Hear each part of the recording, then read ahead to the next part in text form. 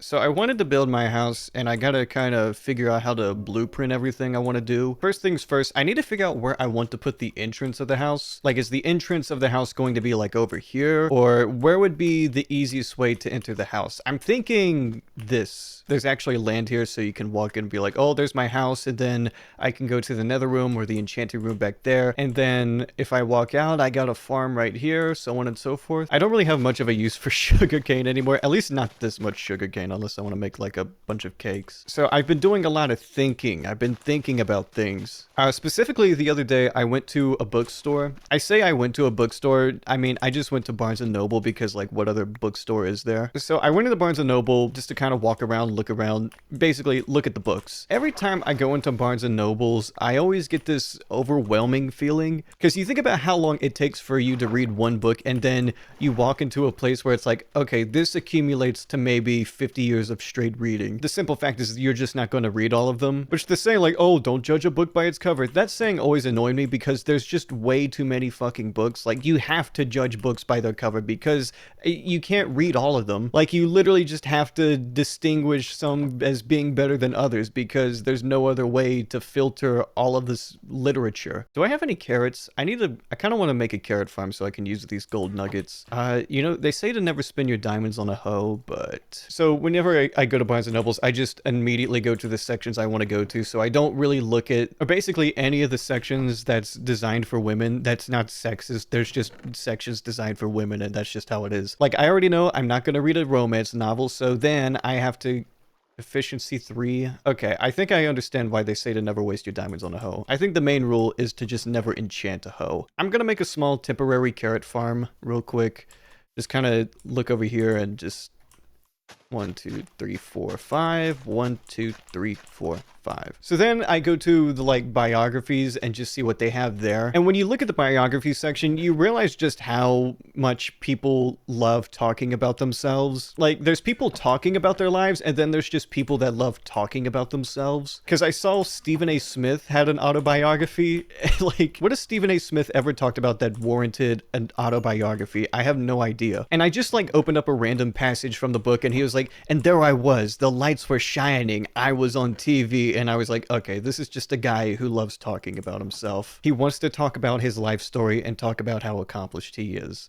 And don't get me wrong, Stephen A. Smith, super accomplished guy. Yeah, I'll take efficiency 3. In the meantime, I'm going to smelt some cobblestone, and you know what? Let me just make another furnace. Like, who's actually going to spend their time inquiring about a Stephen A. Smith autobiography? Not a lot of people. And you kind of laugh at it. You're like, haha, no one's going to read that. But then, you know, it becomes overwhelming really fast. But then you like go to another section and you see like the autobiography of Matthew Perry, and it goes on and on and on. The only one that actually really interested me was Craig Ferguson, of all people, because I was thinking, you know, the people who are probably going to have the most interesting stories or books are people who actually write for a living, because I could read his autobiography and tell it wasn't just ghost written by someone else, or they had someone else to write his book for him, because he talked about how much his hometown sucked so much to the point that the Roman Empire didn't even want to live there. And you know what, that's way more interesting than some guy being on fucking TV. I'm just not a very vicarious person, which is probably why like 99% of biographies don't do much for me. With that said though, Marvin Gaye's biography, super recommend. What was it called? Let's see, I feel like I should build some scaffolding. Almost 2 stacks. I can get behind that. How much coal do I have here? So I only have 60 coal left. I think I'm going to try to find more coal somewhere. I'm just going to turn all of this leather into books. I don't really know what else to use it for, so make me 24 books. Thank you. One book I took a look at was Albert Camus. I looked at the myth of Sisyphus, which I didn't read too far, only read a few pages in. After like 7 pages, I thought what he was saying was interesting because he opens it up with like, everyone wants to kill themselves. I don't know if that was exactly right, but it was something adjacent to that, and I was like, you know, that's a pretty interesting read. But it's like every time I read something like that, or I read something like Infinite Jest, I only get like a few pages in, or sometimes even a few paragraphs in, before I just get overwhelmed with my own thoughts. After a certain point, you just kind of think to yourself like, I'm only reading this just like for social brownie points. Quick charge, sharpness 1. What is quick charge? I kind of just want to find a fortune 1 book more than anything, but I am going to get a sharpness 1 book. Bane of Anthropods, efficiency 2, smite 3. That's going to be an efficiency 2 book. But let me go find some more coal, and I might as well just mine more cobblestone. Ow. Again, I haven't read The Myth of Sisyphus, but I have had my own thoughts about like the Sisyphus dilemma. You know, the whole punishment by Sisyphus is that he's cursed to push up a rock forever. Once he pushes a rock to the top of the mountain, he loses control of the rock or something and it falls back down and he's like, ah, dang it, I gotta roll it back up again. And I'm Sisyphus. And the curse is that he has to do that forever. I still don't have a shield. Not that it matters. So like, oh dang it, I'm cursed to roll up a rock forever. Rolling rock on the rollin' rocker. Rollin' rock, rollin' rocker. But basically, the idea is that the punishment of Sisyphus is that the rock goes down the hill. He can never be fully accomplished because the thing he's trying to accomplish always rolls down the hill. And everyone asks the question, oh, is Sisyphus truly happy? And basically, it's just a metaphor for everything you do. Like, once I upload a video, I'm immediately uploading another video. But it's because I enjoy making videos rather than seeing the result of the videos. So if I were Sisyphus, I would be happy just uploading videos. That's what I like to do. I like to make the video. I like to play Minecraft with some sort of commentary and, you know, try to practice commentary while also practicing my Minecraft. And at the end, I get a little video that I have a small chance of getting some sort of reward from. And the net positive of Sisyphus is that he gets big and strong and he gets a lot of muscles. The funny thing is I had a similar discussion while playing a game, recording and playing a game at the same time, but that was quite some time ago and I wasn't as nearly refined in the department of either gaming or commentating. But I think there was something to be said about having some sort of satisfaction once the rock rolls down the hill because you have proven you're an accomplished person, I guess. I don't really know what Albert said because I only got like 8 pages in and then I kind of just kept skimming around the Barnes & Noble. I was considering buying the book and I was like, oh, it's $17. I'll just find some sort of PDF online if I ever feel like reading it. Oh, well, aren't you hungry? I mean, I could try to tame this wolf, right? I can't. Stupid ass grass, dude. Oh my god, the grass. Come on. I'm trying to tame you. You don't take... Okay, do you take raw mutton instead? You don't take bones? Okay, let's try this. Okay, you took 1 raw mutton. What about bones? Where did you go? Oh. Come on. Yeah, there we go. Okay, okay. I got a dog now. Look at that. I got a dog. Oh, I got a dog. Alright, there's another one over there, but unfortunately I already tamed this one, so he's coming with me. But I have to have like that little Sisyphus mindset where I actually enjoy the progress of what I'm doing rather than the result. Because the thing is that I don't really care that much about exercise. I don't care about looking like a fucking alpha male or whatever. But the reason people are so obsessed with being a fucking alpha male is that it's actually good for you. Like physically, it's good for you unless you overdo it. The reason people are so obsessed with alpha culture is that it comes with a little truth. And that includes the truth of exercise is good for you. I started out initially only doing maybe 2 pull-ups at a time, and I felt so fucking embarrassed, where it's just like, wow, I am fucking washed. I am a washed person. But then again, this is also when I was younger, thus shorter, and also had less weight, because I'm not exactly a heavy guy. I'm like between 150, 160, somewhere around there. But you know what? It's just enough. It's just enough where pulling your entire body weight is kind of strenuous. So initially I started doing 2 pull-ups at a time and I was like, wow, I am just a washed person. Like I should just give up always. Like I should just give up now. I cannot do anything. But I wasn't going to do that because I had already bought the pull-up bar and I was going to use it. I was going to get my money's worth, which is the greatest motivator, is getting your money's worth, might I say. Wait a minute. What kind of Minecraft villager are you? You're a librarian? Wait, come back. You're a librarian? Okay. Death Strider 3, eh? Okay. I already got Depth Strider 3, which, by the way, I finally figured out what this did, which is, it's that it makes me walk fast in the water. I thought it just made you faster in general. So let's see. I think I've had the pull-up bar after about a week, I think, maybe a week and a half. And I can do around 4 to 5 pull-ups at a time. Like, I can rest for a little bit and then go back and do even more. Oh, wait, there's a Fletcher here somewhere? This might be a good village. I don't know where the Fletcher is. Yeah, there's some bookshelves, which is what I was trying to look for when I was going to villages, but I already have all the books I need, so I don't really need to worry about that. I will say, though, I do feel progress when having a pull-up bar, because I have enough soreness in my shoulders where it kind of feels like I have a tumor, and then I realized I actually exercised for once in my life. I just feel a soreness in my shoulder, and I'm like, oh god, is this the end? No, I just exercised. I just actually did something. I want to get a horse eventually, but I haven't found a saddle yet. Maybe I'll have to go back to that mine shaft and find one there. Oh shit, my inventory is full. Dang it. What? What do you mean the bundle can only hold one book of enchantment at a time? Doesn't that kind of defeat the purpose? Some other exercise I need to do, maybe more squatting. I hear that regulates your blood sugar pretty well. And the thing is that squatting's easy because you just get out of your chair and you fucking do like a couple squats every 30 minutes. The issue is that I saw something on Twitter, and I'm gonna be honest, every time I look at Twitter, it's like I'm watching everyone have a panic attack at the same time. And that's where I even found the advice of like, oh, squatting helps regulate your blood sugar or something. And I was like, okay, maybe I should squat more. It's one of those things where it's like people tell you, hey, you should squat more online, and you're like, maybe I should. It's not like, oh, drink liquid gold. It's not like, oh, drink melted bronze and you'll live forever. It's like, if you squat more, it's actually good for you, and you're like, maybe you're right. But the reason I saw it was because there was this quote retweet where someone said, yeah, my twin brother sat all the time, and he got deep vein thrombosis in his thighs, and he died at 20.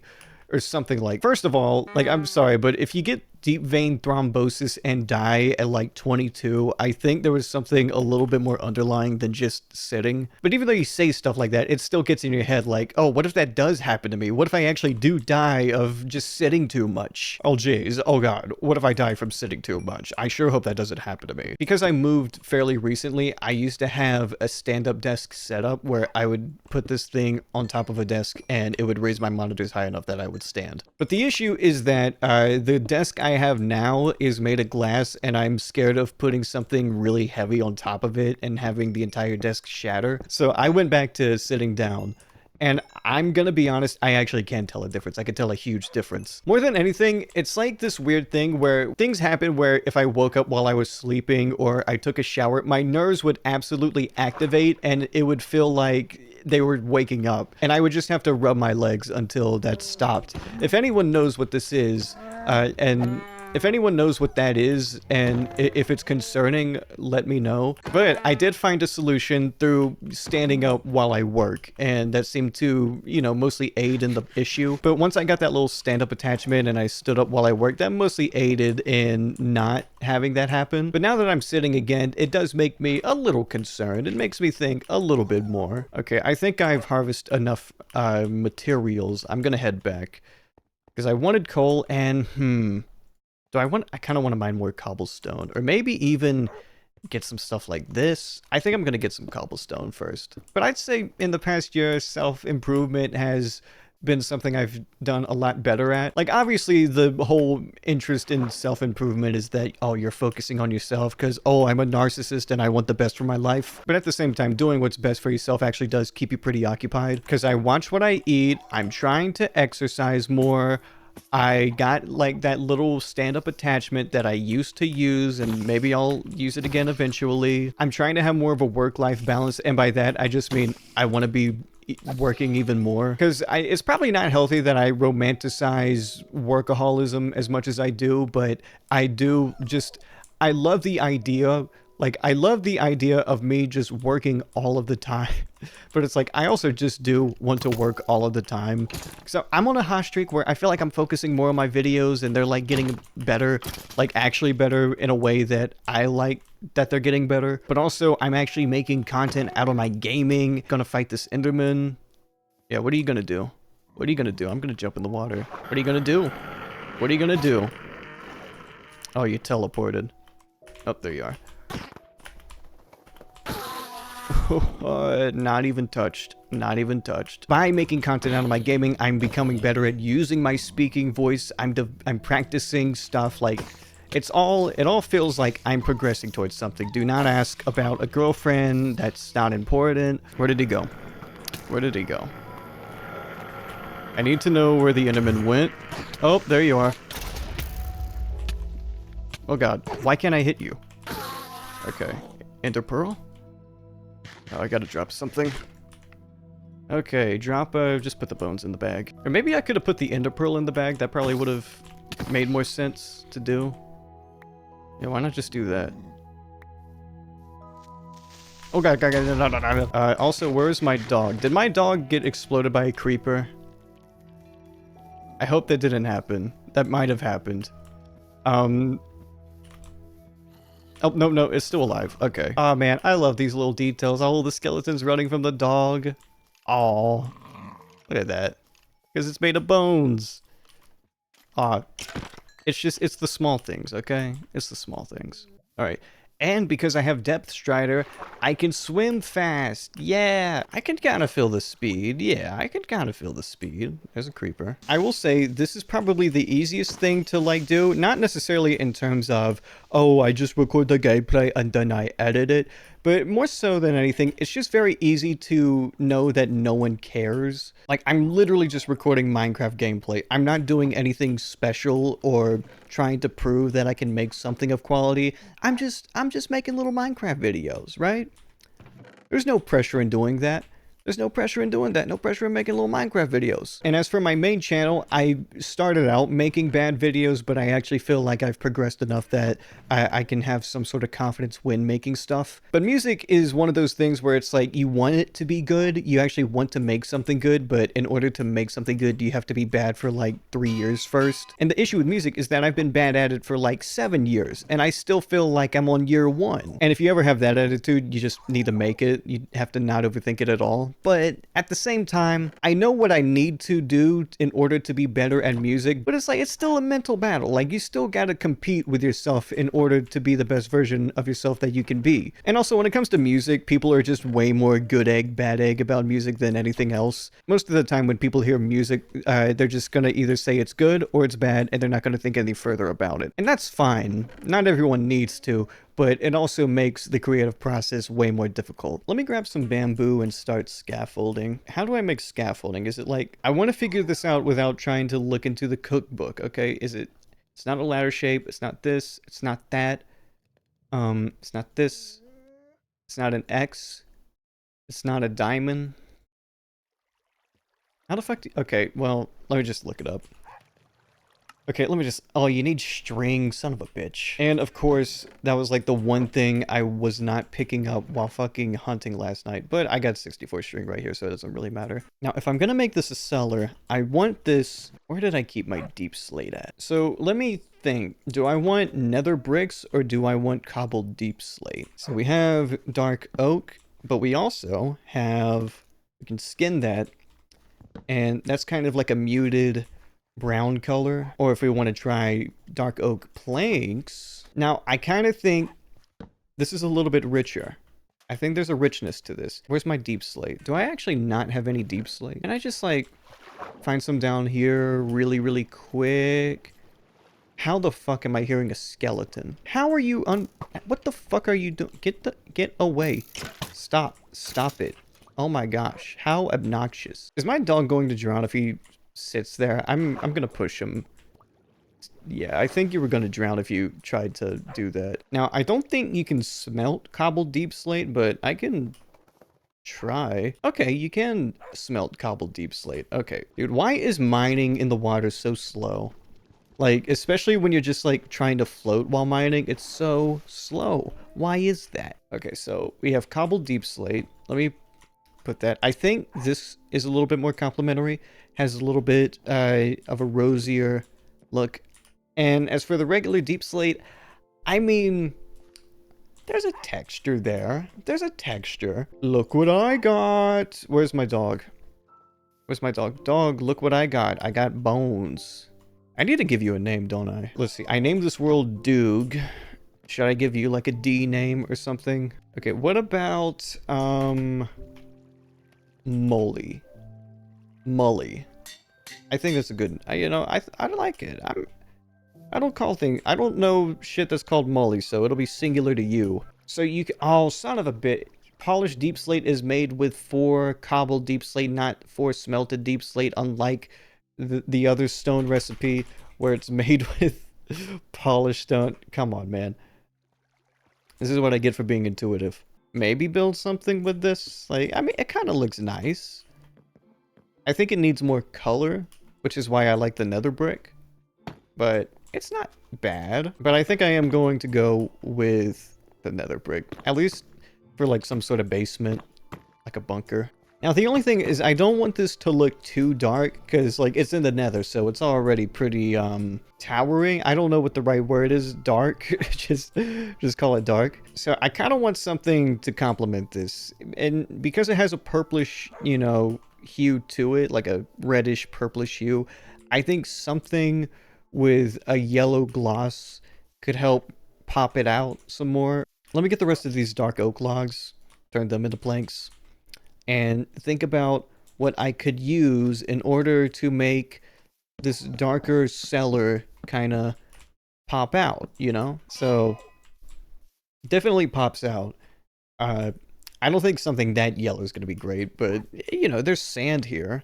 The sand is kind of complementary, which actually, new recipes unlocked. Okay, let me check more of my sand recipes. So, sandstone.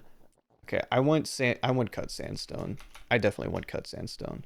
So let me grab the sand, make sandstone, so I can make cut sandstone.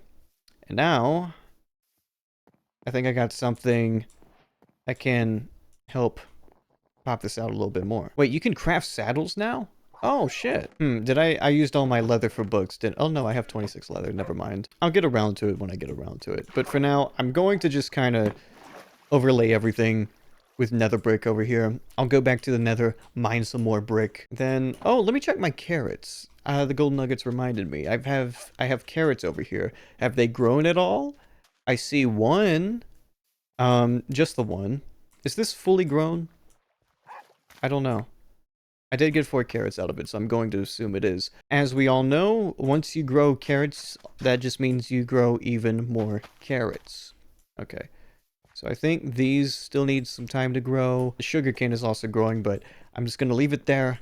Let it continue to just rise. I'm just going to go ahead and make some stone bricks, and then... Can I smelt this into anything? Oh my gosh, it does smelt into something. What does this smelt into?